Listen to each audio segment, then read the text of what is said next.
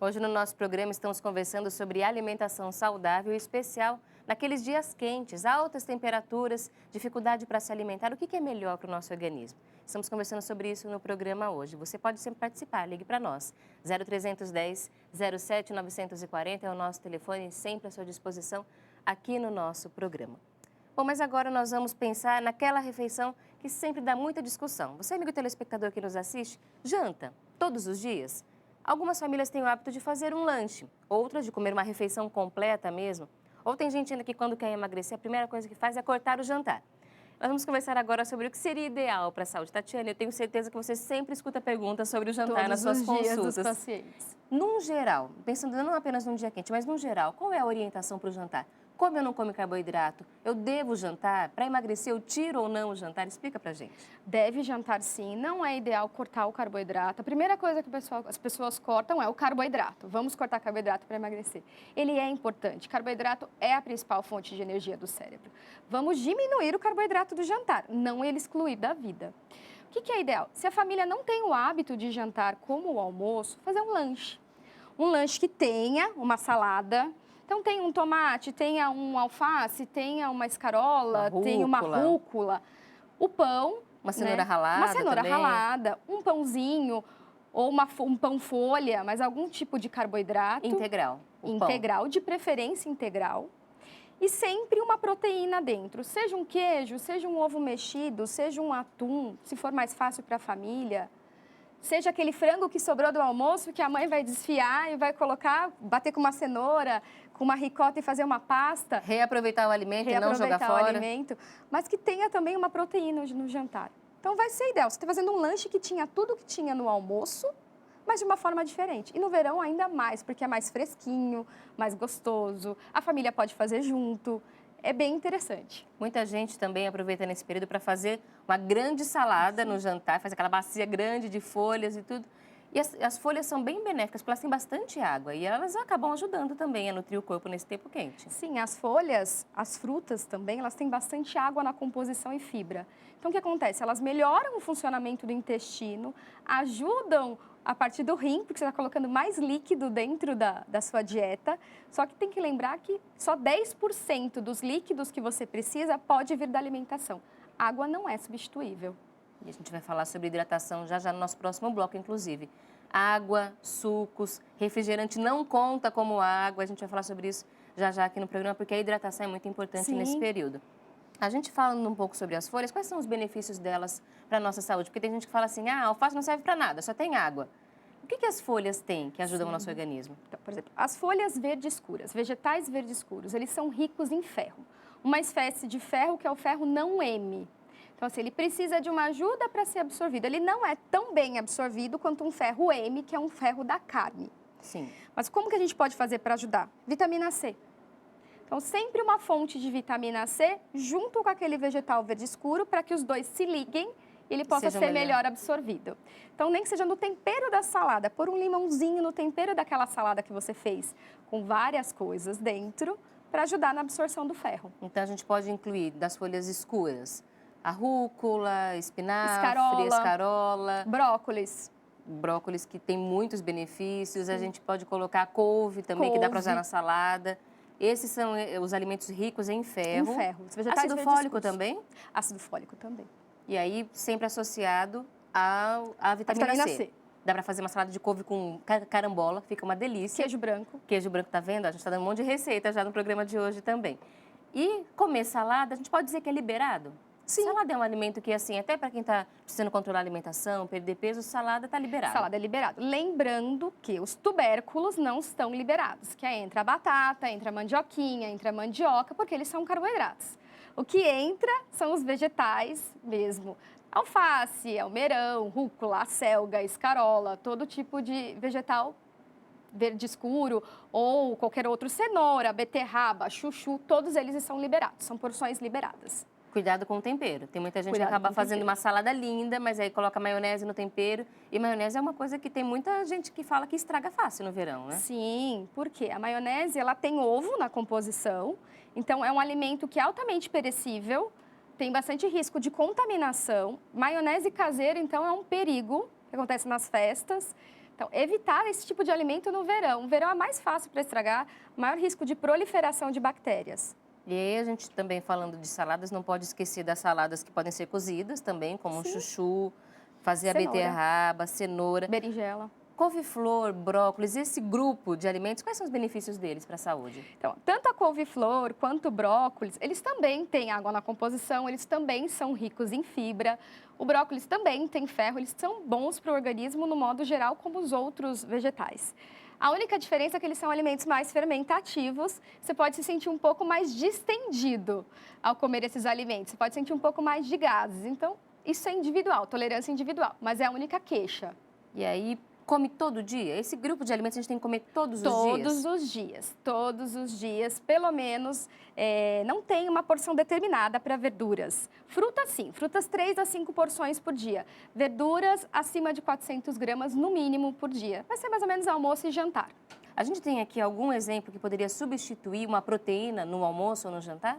Então, o que você substituiria a proteína do almoço e jantar? Soja, uma outra leguminosa, uma ervilha, um grão de bico, uma outra proteína. Não é a mesma qualidade, mas é uma outra fonte proteica. Pode fazer um hambúrguer de soja, pode fazer uma almôndega de grão de bico, mas é uma opção a quem não come carne. As sementes também acabam entrando? Eu já vi gente falando Sim. que a chia tem bastante proteína, que a amêndoa também pode contar como proteína? Então, é que ela não tem tanta proteína que dê para substituir. Teria que comer muito. Teria que comer uma quantidade muito grande. Então, você pode colocar ela como um aliado na alimentação, mas não como fonte exclusiva. Tem que tomar um certo cuidado, então, porque esse tipo de alimentação tem que ter uma orientação de nutricionista. Tem, A precisa gente de uma vê que orientação. acaba faltando nutriente, acaba ficando desequilibrado. E um nutricionista é importante nesse período de adaptação para aprender, inclusive, como se alimentar sem ter perda no seu organismo. Sim. Principalmente quem não come carne, que tem uma certa deficiência da vitamina B12, como substituir, o que pode ser feito, mas precisa de um acompanhamento. Muitas vezes, o alimento que está na moda nem sempre é o melhor para você, o mais benéfico. Tem que ir atrás de informação, tem que testar novos sabores, sair um pouco da rotina, experimentar coisas novas. Vá ao mercado, olhe os alimentos, vê se você já comeu aquilo, se não comeu, experimente. Vale a pena porque o nosso organismo é que vai agradecer. Sim. E a gente tem cada vez mais uma grande variedade. A gente tem que aproveitar no nosso país, inclusive, essa grande oferta que a gente tem de Sim. alimentos diferentes. É um país rico, tanto de frutas quanto espécies de verduras e legumes. Nós temos tanta coisa diferente que não tem lá fora, mesmo pelo clima.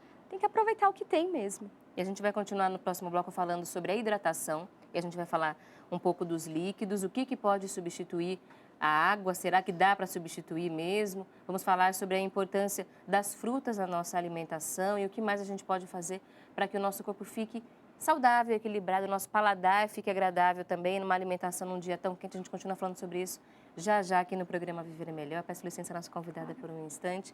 Nós vamos agora a um momento de conversa aqui sobre a importância da nossa consciência para cuidar da saúde.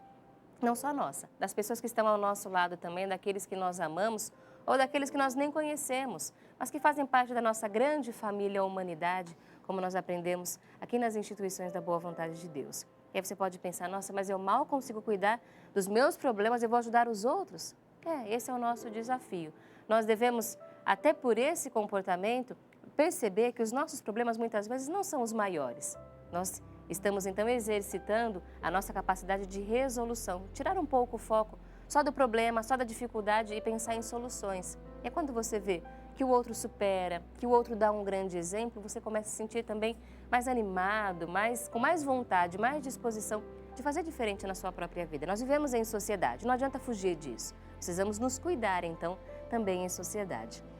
E agora, preparando o momento de prece, de reflexão aqui no nosso programa, nós vamos continuar estudando o artigo do jornalista Paiva Neto intitulado Crime do Desperdício.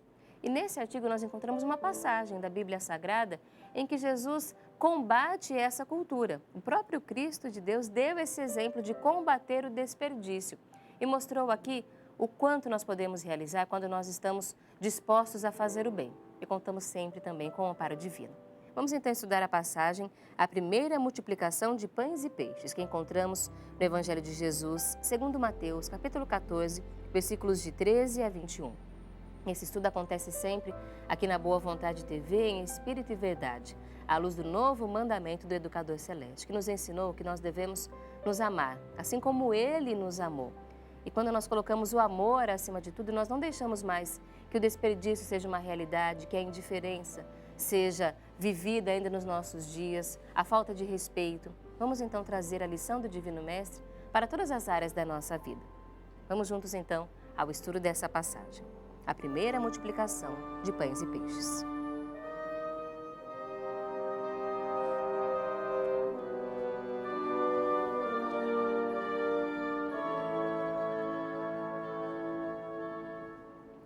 Jesus, ouvindo que João Batista fora decapitado por ordem de Herodes, retirou-se dali num barco para um lugar deserto, à parte. Sabendo disso, as massas populares vieram das cidades, seguindo-o por terra. Desembarcando, ele viu uma grande multidão. Compadeceu-se dela e curou os seus enfermos. Ao cair da tarde, aproximando-se dele, os discípulos lhe disseram: Senhor, o lugar é deserto e vai adiantada a hora. Despede, pois, esse povo para que, indo pelas aldeias, compre para si o que comer. Jesus, porém, lhes disse: Não precisam retirar-se. Dai-lhes vós mesmos o alimento. Ao que lhe responderam: Senhor, não temos aqui senão 5 pães e 2 peixinhos. Então o mestre ordenou-lhes: Trazei-os a mim.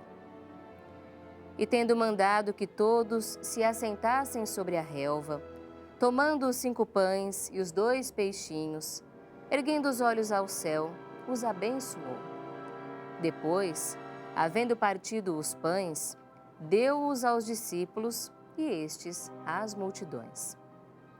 Todos comeram e se fartaram, e dos pedaços que sobraram, recolheram ainda 12 cestos repletos. E os que comeram foram cerca de 5.000 homens, além de mulheres e crianças.